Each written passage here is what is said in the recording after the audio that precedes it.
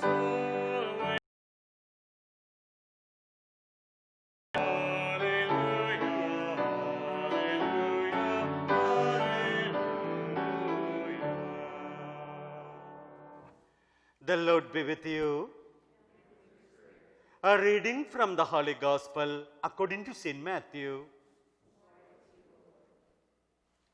Jesus said to the chief priests and the elders of the people, "Hear another parable.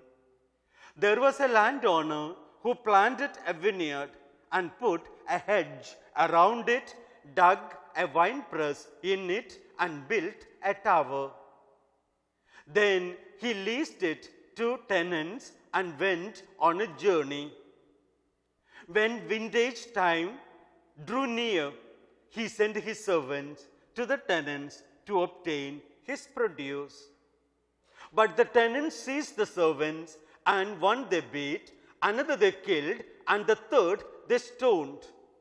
Again, he sent other servants, more numerous than the first ones, but they treated them in the same way. Finally, he sent his son to them, thinking, 'They will respect my son.' But when the tenants saw the son, they said to one another, 'This is the heir.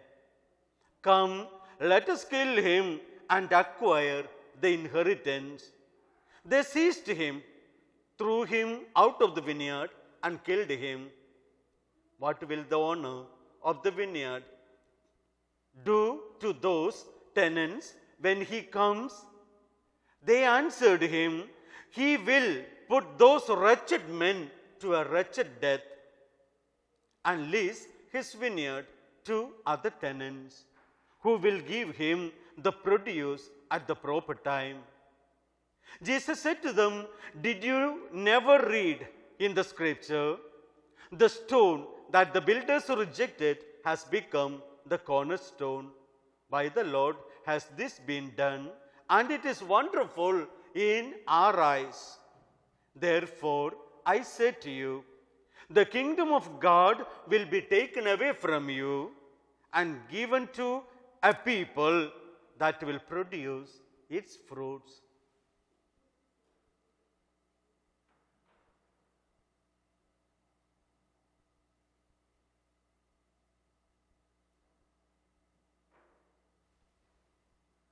The Gospel of the Lord.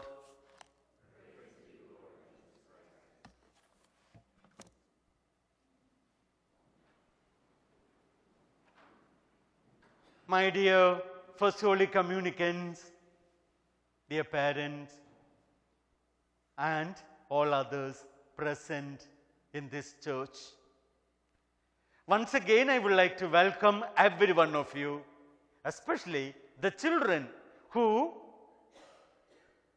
are ready to receive Christ into their lives. As I mentioned in the beginning, it's a lot of work to get ready with these children, exactly as parents know it. You bring up your child with a lot of hope, lot of energy, lot of strength, and you give everything that is positive to your children so that they may receive those positive vibes from your children, from you, and live those positive energy all through their lives. So, as you and I celebrate the First Holy Communion in our parish community, it is indeed a big day for the parish. But unfortunately, due to this particular virus, we couldn't have it in the usual time of the Holy Eucharist on a weekend. I always love that kind of a celebration. Within the context of the parish Holy Eucharist, everybody is witnessing to what is going on. That is indeed wonderful. But unfortunately, due to these circumstances now, we have to have a special Mass.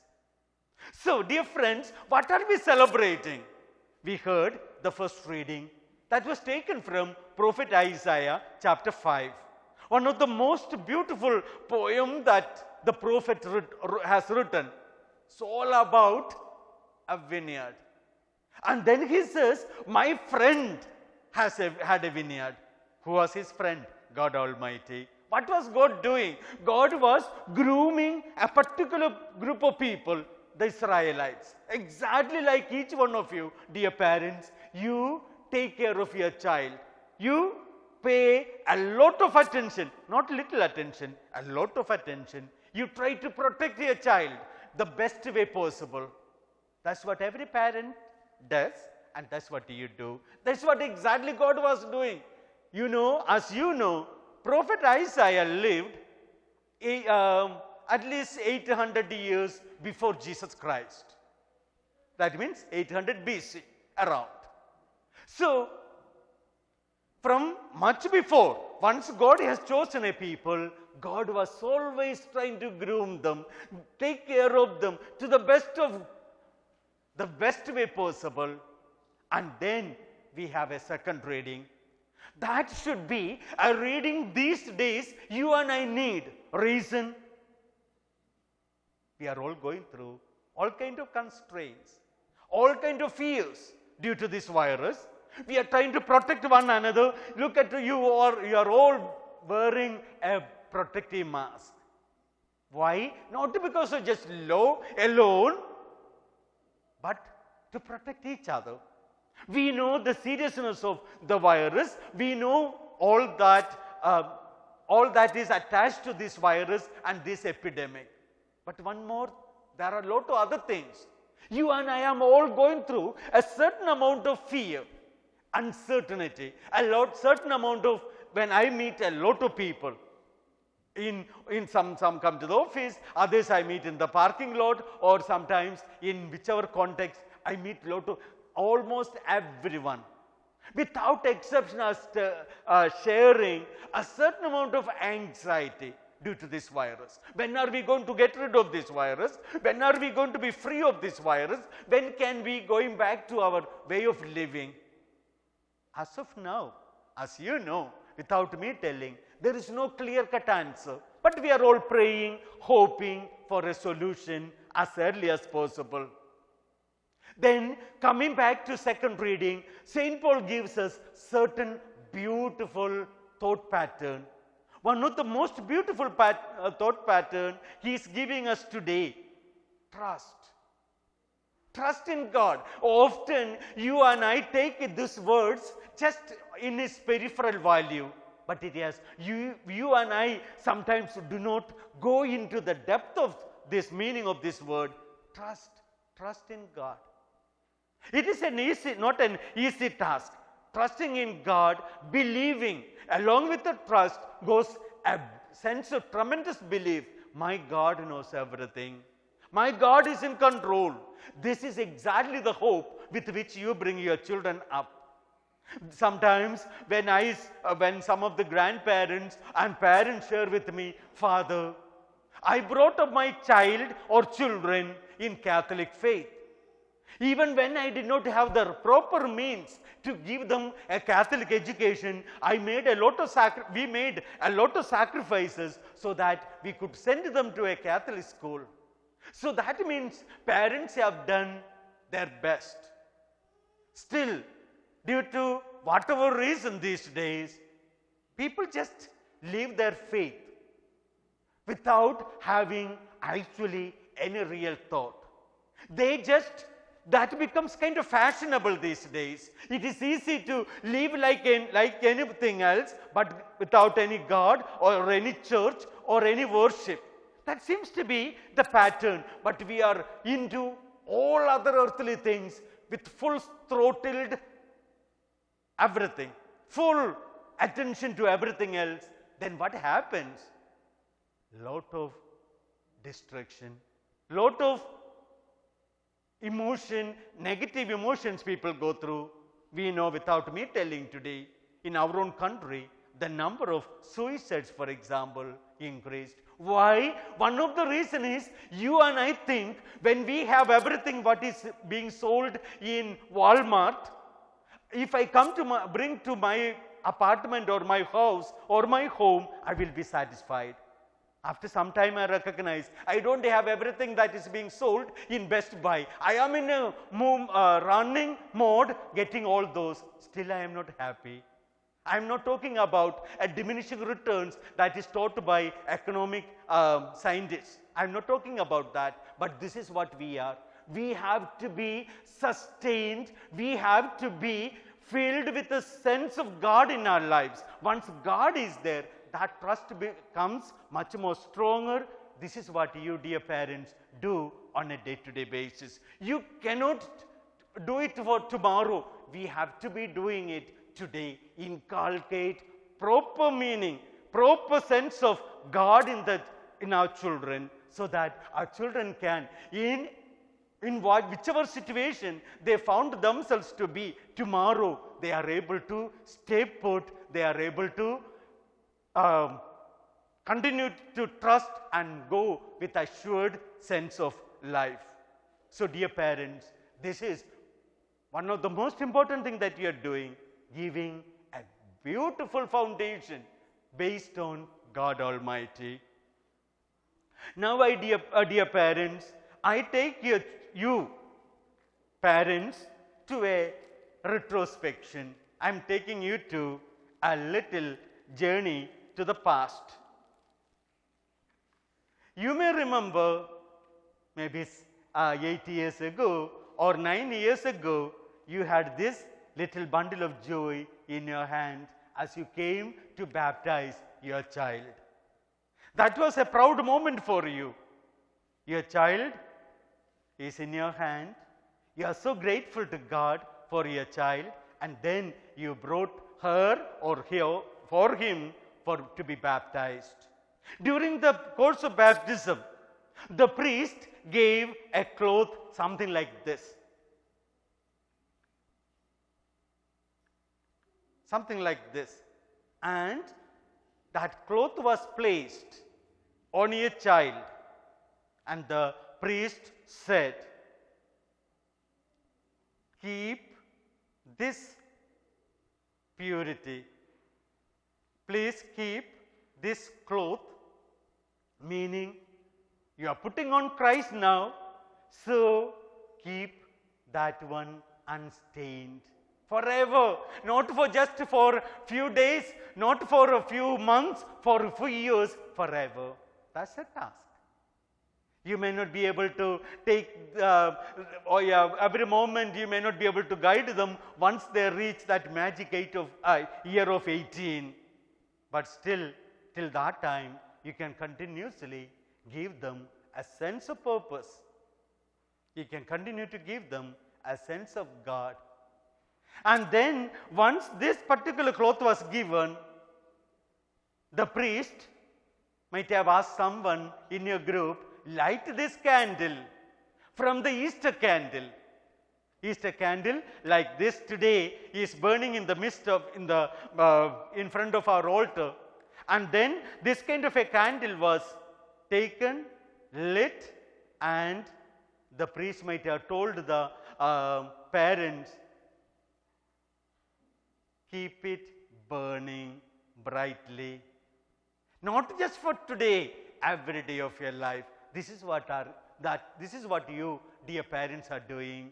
When each time, when you inculcate a message from God to your children, when you teach them a value, you are actually training them to keep this candle representing Jesus Christ bright and clear. I would like to end this homily by giving you a clear-cut one example I myself faced. Years back, and I'm in a parish,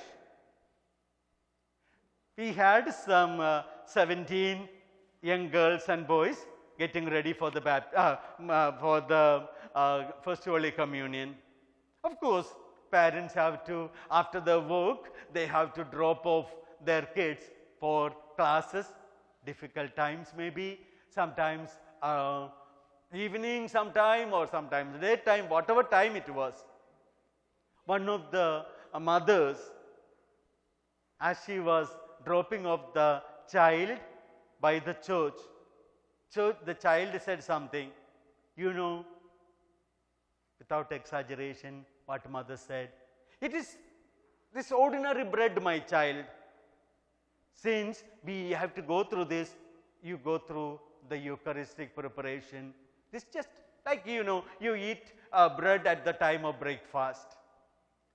The child, naturally, child is a child, goes and shares with the catechist or the teacher. The catechist was so alarmed because she is training and teaching 17 kids. And one of the child is telling them, one of the children is saying this, that means her heart was broken, she comes to me. I had to call the parent. I had to call the parent and asked for an explanation. Then she said, I am not sure of what we receive. I said, then why did you take the trouble of even bringing this child every day? If you are not totally convinced of the fullness of Christ in this bread once it is transubstantiated, then why you hurt the faith of those 16 children and their catechist?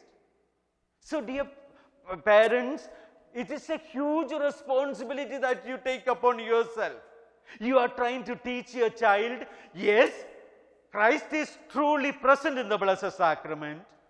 I don't need to give you thousands of all kind of beautiful miracles all attached to the Blessed Sacrament.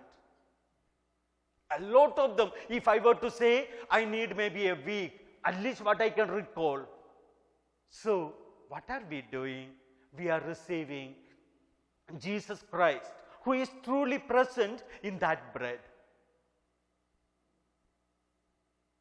Let us continue to educate our children, continue to teach our children those messages, not mixed messages, proper message, so that they can grow in a great love for the Eucharist. Before I conclude, I think 13 or a 14-year-old boy will be not canonized, but will be called blessed. He was born and brought up in Italy, near Assisi. Today we celebrate the feast day of Francis Assisi. He was born. His name is Acquit. First name, I am sorry, I forgot. He will be pronounced blessed. This 14-year-old boy, you and I have to feel jealous of him. In his short 14 years, he became such an ardent lover of the Blessed Sacrament. Miracles after miracles were performed. Carlo, his first name is Carlo Acquit. Carlo Acquit, an Italian boy who will be blessed, will be pronounced blessed by next month, in the month of November, I believe. Please, if you can watch him on the YouTube, it would be great. His name, Carlo Acquit.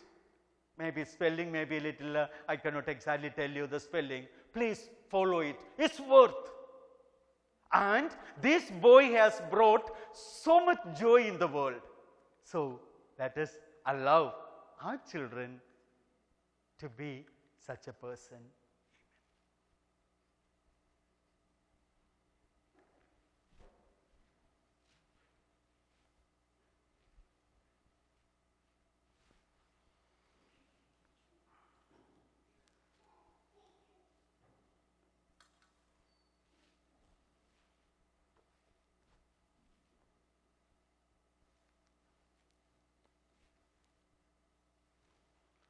Dear children, please step out of your seat.